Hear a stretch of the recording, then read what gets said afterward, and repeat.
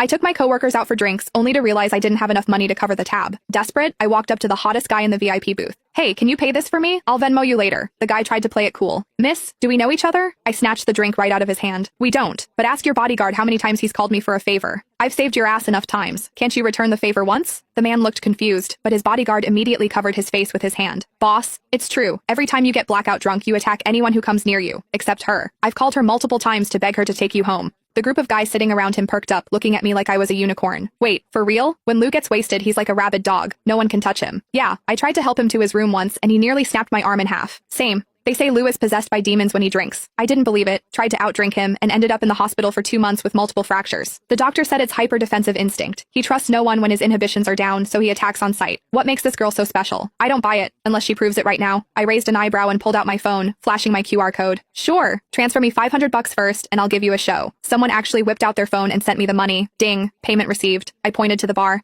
I'm gonna go pay my tab, get him wasted, then come find me. The whole booth started cheering and jeering. Only the man in the center, Luke Vance, narrowed his eyes at me dangerously. I wasn't scared. I've seen him hugging a toilet bowl. I have photos.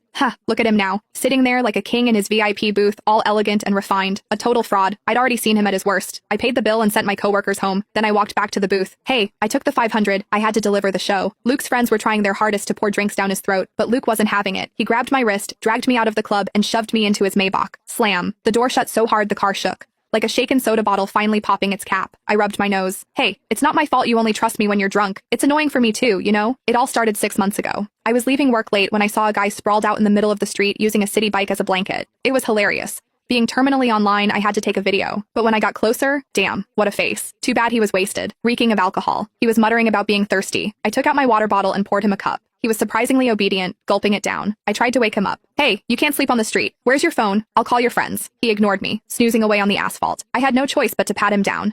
Found his legs were incredibly long, like model long. I found his phone, unlocked it with Face ID, easy when they're asleep, and FaceTime D the first contact on his list. I pointed the camera at his face. Hello? This phone's owner is sleeping on the street. If you're his friend, come get him. The guy on the other end didn't even ask for a location. He just screamed, back away from him. 5 feet. Now. I thought he was worried I was going to rob the hot guy. I scoffed. Relax. I'm not interested in drunks. I'm sending you the location. Hurry up. The guy yelled again. Do not ignore me, unless you want to die. Psycho. I hung up. Then I sat on the curb to guard the guy. He decided my thigh was a better pillow than the bike. He slept like a baby under the moonlight. 10 minutes later, the friend arrived and looked at us like he was seeing a ghost. I swore. Look, I didn't touch him inappropriately. As soon as I spoke, the guy shifted. He wrapped his arms around my waist and buried his face in my stomach, treating me like a body pillow. I couldn't pry him off. I pulled his ear. Hey, wake up. Your friend is here. Let go. He didn't budge. I looked at the friend. Help me out here.